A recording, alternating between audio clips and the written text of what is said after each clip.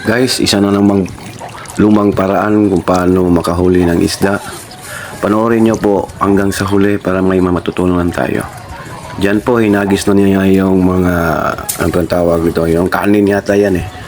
Tapos kinain pa niya yung iba. Diyan po, nagmasid siya kung saan na yung mga isda. Tingnan nyo dyan po kung paano niya ginawa yung pagkuha ng isda. Ayan po. Tapos, nung dyan na yung isda, talagang pinapalo niya yun.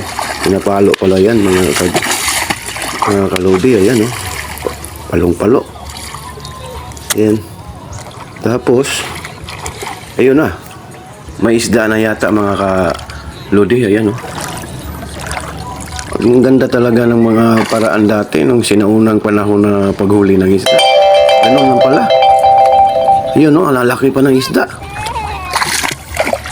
Yun o, may isa pa. Naku, laki nga. Patay talaga yung isda pag ganyan. Yan o. Naku, good job kuya.